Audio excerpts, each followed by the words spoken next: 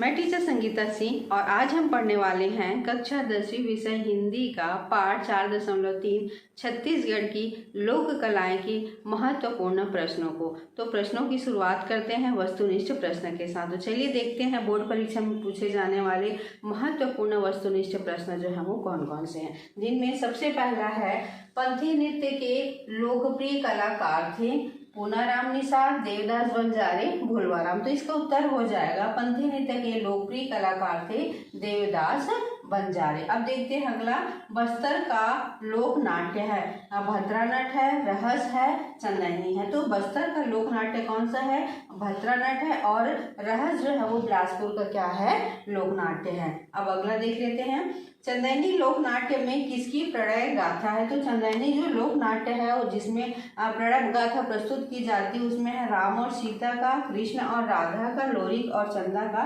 तो चंदैनी लोक नाट्य में जो है वो लोरिक और चंदा की प्रणय गाथा को क्या किया जाता है? प्रस्तुत किया जाता है। अगला देख लेते हैं, तीजन बाई की शैली की गायिका है, दोहा है, वेदमती है, कपालिक है। तो तीजन बाई जो है वो कपालिक शैली की गायिका है। पांचवा पंडवानी कथा है, राम की, कृष्ण की, पांडवों की। तो पंडवानी कथा है पांडवों की। किस गीत के द्वारा शक्ति की आराधना की जाती है? जवारा के द्वारा, भोजली गीत के द्वारा कि गौरा गीत के द्वारा? तो किसके द्वारा जो है वो शक्ति की आराधना की जाती है? जवारा के द्वारा जो है वो शक्ति की आराधना की जाती है। आशु कवित्व का उदाहरण निम्न में से किसमें मिलता है? ददरिया में, ढोला मारू में, पंडवानी में। तो आशु कवित्व का उदाहरण किसमें मिलता है? ददरिया में मिलता है। अगला देख लेते हैं, किस गीत में तोते को आत्मा का प्रतीक माना गया है? कर्मा में, ददरिया में, सुआ में।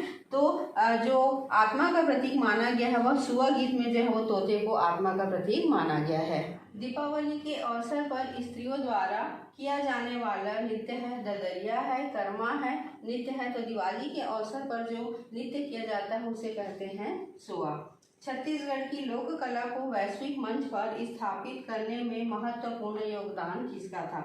हबीब तनवीर का, पुराणिक लाल चेलक का, स्वर्गीय मंदारजी दाव का। तो किसका स्थान था जो है वो? हबीब तनवीर का था। देख लेते हैं अभ्यास प्रश्नों को, जिनमें सबसे पहला प्रश्न है, मनुष्य का संपूर्ण चिंतन, दर्शन और राग विराग लोक कला में सन्निहित क्यों होता है? तो मनुष्य ने धरती को माता और स्वयं को उसका पुत्र माना है।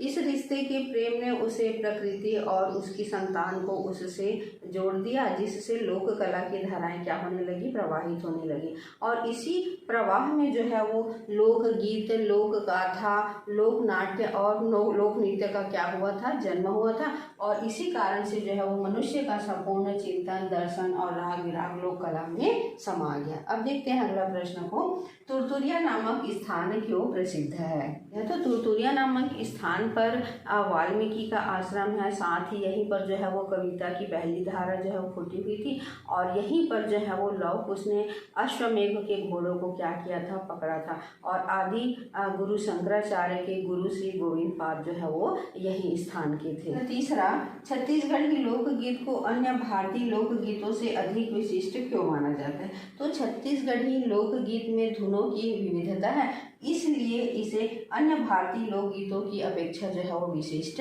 माना है। चौथा, छत्तीसगढ़ के प्रमुख लोकगीत गायकों के नाम लिखे। तो छत्तीसगढ़ के प्रमुख लोकगीत गायक हैं जिनमें लाला फूलचंद श्रीवास्तव है, पंचराम बिरजा है, भैया लाल हैड़ाऊ है, शिव कुमार तिवारी है, प्रकाश देवांगन है, शेख हुसैन है, नर्मदा प्रसाद वैष्णव है। ये प्रसिद्ध क्या है?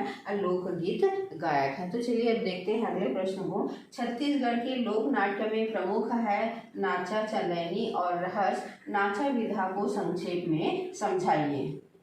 तो छत्तीसगढ़ के लोक नाट्य में प्रमुख है नाचा। इसमें कोई पुरुष जो है वो स्त्री का रूप धारण करके क्या करते हैं? नाचते और गाते हैं।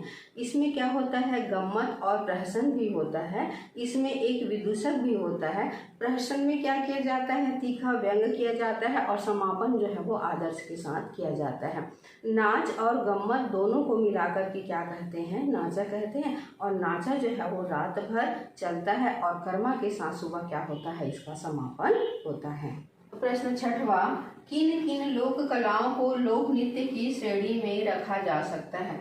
वैसे तो सभी जो लोकगीत हैं, लोक गाथा है, लोक नाट्य है, उन सभी में जो है वो थोड़ा बहुत लोक नृत्य तो दिखाई देता ही है, लेकिन जो प्रमुख लोक नृत्य हैं उनमें है पंथी नृत्य है, रावत नृत्य है, डंडा नृत्य है, गेड़ी नृत्य है, साथ ही देवरनी नाच और आदिवासी नृत्य हैं, जिनको जो है वो लोक नृत्य की श्रेणी में रखा जा सकता है। चलिए अब देख लेते हैं अगला प्रश्न को। प्रश्न 7वां, विभिन्न आदिवासी अंचलों में प्रसिद्ध नृत्य कौन कौन से हैं। आदिवासी नृत्य छत्तीसगढ़ का अभिन्न अंग है।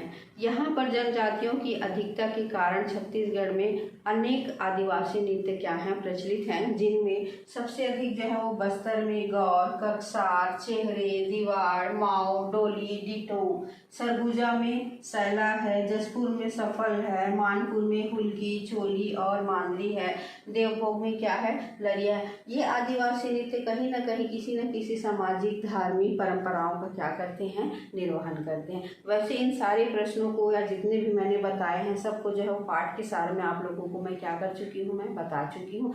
तो अगर आपने वो वीडियो नहीं देखा होगा तो आप देख लीजिएगा।